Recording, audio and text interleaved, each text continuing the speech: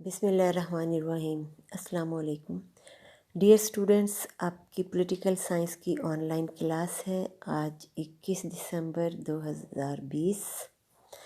آج ہم شروع کرنے جا رہے ہیں اپنا دوسرا constitution, which is the constitution of UK، United kingdom, Britain, برطانیہ کا آئین۔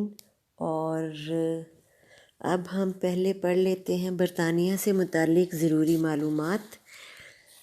برطانیہ عظمیٰ اور شمالی آئرلینڈ کی متحدہ سلطنت، جس کو UK کہا جاتا ہے، یورپ کے شمال مغرب میں واقع ہے۔ برطانیہ عظمیٰ کے جزائر میں انگلستان، اسکاٹ لینڈ اور ویلز شامل ہیں۔ برطانیہ کی آبادی 5,30,12,456 افراد پر مشتمل ہے، اور یہ 2011 کی مردم شماری ہے۔ برطانیہ کا دارالحکومت لندن ہے۔ برطانیہ کا رقبہ 13,03,95 مربع کلومیٹر۔ زبان انگریزی ہے، اور برطانیہ کی کرنسی پاؤنڈ اور سٹرلنگ۔ اس کے علاوہ قومی جھنڈا یونین جیک نیلی زمین پر سرخ اور سفید لائنوں کی صورت میں صلیب کا نشان ہے۔ اس کے بڑے بڑے شہروں میں London, Birmingham, Glasgow, Leeds, Manchester, Bradford, Edinburgh اور برسٹل شامل ہے۔ قومیت برطانوی ہے۔ اہم برآمدات میں بھاری مشینری، موٹر گاڑیاں، الیکٹرانک مصنوعات اور اسلحہ۔ اہم درآمدات میں پیٹرولیم اور اس کی مصنوعات، اشیائے خرد و نوش اور مشینری۔ قومی کھیل میں کرکٹ۔ طرز حکومت وحدانی اور پارلیمانی طرز حکومت۔ پارلیمانی نظام کے تحت محدود آئینی بادشاہت قائم ہے۔ تاجدار ملکہ الزبیتھ، جو 1953 سے تاجدار کے عہدے پر فائز ہیں، اور خواندگی کا ریشو کیا ہے؟ 100% ہے۔ خواندگی کا ریشو 100% ہے۔ اب آ جائیں جی برطانوی آئین کے ارتقاء کی طرف۔ Evolution of British constitution. Dear students, برطانوی آئین کا ارتقاء کم و بیش 15 صدیوں پر محیط ہے، جس کی بتدریج نشو و نما ہوئی، لیکن ماضی و حال میں ان کا رشتہ ٹوٹنے نہیں پایا۔ اسی ارتقاء کو درج ذیل ادوار میں تقسیم کیا جاتا ہے۔ بادشاہت کا قیام، اسٹیبلشمنٹ آف کنگ شپ۔ بادشاہت کے قیام کو حسب ذیل ادوار میں تقسیم کیا جاتا ہے۔ نمبر 1، اینگلو سیکسن دور۔ اس دور کا آغاز 5ویں صدی کے آغاز میں ہوا، جو 407 سے 1066 تک ولیم نارمنڈی کی فتح تک ہے۔ اس دور میں بادشاہ کا باقاعدہ انتخاب ہوا کرتا تھا۔ انتخابی ادارہ دانشوروں کی مجلس کہلاتا تھا۔ بادشاہ وسیع اختیارات کا حامل تھا، گویا اس کی حیثیت مطلق العنان حکمران کی تھی۔ نارمن انجیون دور۔ یہ دور ولیم آف نارمنڈی فرانس کی فتح انگلستان 1066 سے شروع ہوا۔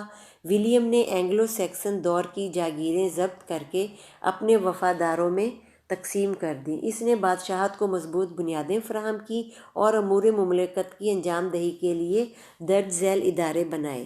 اعلیٰ کونسل، گریٹ کونسل۔ کونسل میں ملک کے معززین، پادریوں، فوجی افسروں اور شاہی محل کے عہدے داروں کو شامل کیا۔ کونسل کا اجلاس سال میں 3 یا 4 بار منعقد ہوتا تھا۔ کونسل بادشاہ کو مشورے دیتی، لیکن وہ انہیں ماننے کا پابند نہیں تھا۔ شاہی عدالت۔ یہ ایک مختصر ادارہ تھا جس میں شاہی خاندان کے افراد، خزانے کا نگران اور شاہ کے خاص احباب شامل تھے۔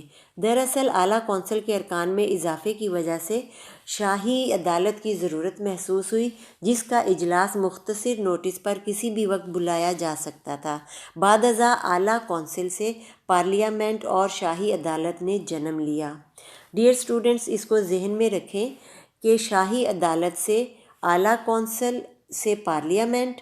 اوپر ہم نے اعلیٰ کونسل پڑھا ہے۔ یہ ولیم آف نارمنڈی نے جو 2 ادارے قائم کیے تھے، اعلیٰ کونسل اور شاہی عدالت کا۔ اعلیٰ کونسل نے بعد ازاں تاریخی ارتقاء کے نتیجے میں پارلیمنٹ کی صورت اختیار کی، اور اس کے بعد شاہی عدالت سے کابینہ نے جنم لیا۔ منشور اعظم میگنا کارٹا۔ ولیم آف نارمنڈی کے بعد اس کا نارمن خاندان برسر اقتدار آیا۔ اس خاندان کا ایک نااہل جانشین جان اپنی نااہلی کی وجہ سے امرا پر کنٹرول نہ رکھ سکا اور اسے امرا کی شرائط پر ان سے ایک معاہدہ کرنا پڑا جس سے بادشاہ کے اختیارات محدود ہوئے اور عوام کو حقوق ملے۔ یہ معاہدہ 15 جون 1215 کو تحریر ہوا اور منشور اعظم کے نام سے مشہور ہوا۔ برطانیہ کی آئینی تاریخ میں سنگ میل کی حیثیت رکھتا ہے۔ اس معاہدے نے برطانوی تاریخ کا رخ موڑ دیا۔ بلا شبہ اسے برطانوی دستور کے محل کی خشت اول قرار دیا جا سکتا ہے۔ اس کے اہم نکات درج ذیل ہیں۔ نمبر 1، مذہب کی آزادی کی ضمانت دی گئی، مقدمہ چلائے بغیر کسی کو سزا نہیں دی جائے گی۔ ورثاء کو جائیداد کے حصول کا حق دیا گیا، جائیداد اور تجارت کو تحفظ دیا گیا، ججوں اور اعلیٰ افسروں کو قابلیت کی بنیاد پر مقرر کیا جائے گا۔ بادشاہ امرا کو جو سہولتیں دے گا امرا وہی سہولتیں عوام کو دے گا۔ عوام پر ٹیکس لگانے کو امرا کی رضامندی سے مشروط کیا گیا۔ ہر جرم کی سزا کا تعین ہوگا اور اس میں مناسبت ہوگی۔ نمبر 3 ہے جی پارلیمنٹ اور اس کی نشو و نما۔ بادشاہ جان نے منشور اعظم میں تسلیم کیا تھا کہ وہ امرا کی اجازت کے بغیر ٹیکس نہیں لگائے گا۔ چنانچہ بادشاہ جان نے نئے محصولات کی وصولی کے لیے 1213 میں اعلیٰ کونسل کا اجلاس آکسفورڈ میں بلایا۔ بادشاہ نے ہر کاؤنٹی سے 4 عام امرا کو بھی شرکت کی دعوت دی۔ اعلیٰ کونسل نے اپنی سفارشات شاہ کو پیش کر دیں۔ اس طرح ایک تو بادشاہ نے اعلیٰ کونسل کے اختیارات کو تسلیم کر لیا، دوم اعلیٰ کونسل میں عوام کو عمل دخل حاصل ہو گیا۔ جان کے بعد ہنری سوم تخت نشین ہوا۔ اس نے 1254 میں اپنے مالیاتی منصوبے اعلیٰ کونسل کے روبرو پیش کیے تو اختلاف پیدا ہو گیا اور فری کین میں جنگ شروع ہو گئی جس میں امرا کو کامیابی حاصل ہوئی اور ان کے رہنما سائمن ڈی ماؤنٹ فورٹ نے ملک کی باغ ڈور سنبھال لی۔ اسے رقم کی ضرورت پڑی تو اس نے 1265 میں اعلیٰ کونسل کا اجلاس طلب کیا اور پہلی دفعہ 21 شہروں سے عوامی نمائندوں کو شرکت کی دعوت دی۔ یوں اعلیٰ کونسل عوامی شکل اختیار کر گئی۔ ایڈورڈ اول جو ہنری سوم کا بیٹا تھا اس نے 1295 میں امرا کی قوت کم کرنے کے لیے عوامی نمائندوں کی تعداد میں قابل قدر اضافہ کیا۔ بڑے امرا کے علاوہ درمیانے درجے کے امرا بھی اعلیٰ کونسل میں لیے گئے۔ اس طرح اعلیٰ کونسل کو کافی حد تک عوامی پارلیمنٹ کی حیثیت حاصل ہو گئی اور وہ مالیاتی قانون سازی کے علاوہ انتظامی امور میں بھی بادشاہ کی رہنمائی کرنے لگی۔ 2 ایوانی مقننہ کی ابتدا میں پارلیمنٹ کے نمائندے اکٹھے بیٹھتے تھے اور ان میں فکری ہم آہنگی پائی جاتی تھی، لیکن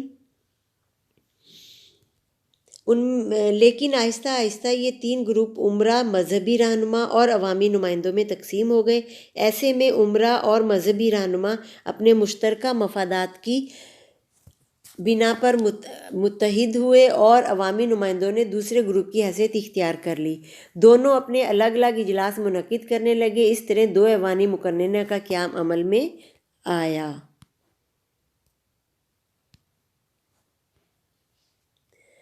2 ایوانی مقننہ کے قیام کا عمل میں آیا۔ اس طرح بتدریج 2 ایوانی مقننہ کے اختیارات میں اضافہ ہوتا چلا گیا۔ 14ویں صدی کے آخر تک بادشاہ پارلیمنٹ کی اجازت کے بغیر محصولات عائد نہیں کر سکتا تھا اور 1407 میں ہنری چہارم نے ایک فرمان جاری کیا کہ مطالبات زر یعنی کہ مالیات سے متعلق مطالبات پہلے دارالعوام میں پیش کیے جائیں اور بعد میں دوسرا ایوان اس پر غور کرے۔ چنانچہ جمہوری دنیا میں آج تک یہ اصول قائم ہے کہ مطالبات زر پہلے ایوان زیری میں پیش کیے جاتے ہیں۔ 1414 میں ایک اور انقلاب برپا ہوا کہ ہنری پنجم نے تسلیم کر لیا کہ عوام کی مرضی کے بغیر کوئی قانون نہیں بنایا جائے گا۔ ڈیئر اسٹوڈنٹس، آج کے لیے اتنا کافی ہے۔ اس کو اچھے سے پڑھ لیجئے گا اور جو آپ کو اس میں کوئی بات سمجھ نہ آئے وہ مجھے آپ میسیج کر دیجئے، میں آپ کو سمجھا دوں گی۔ باقی کے پوائنٹس ہم انشاءاللہ کل کے لیکچر میں کور کریں گے۔ Until tomorrow, stay home, stay blessed, فی امان اللہ، تھینک یو۔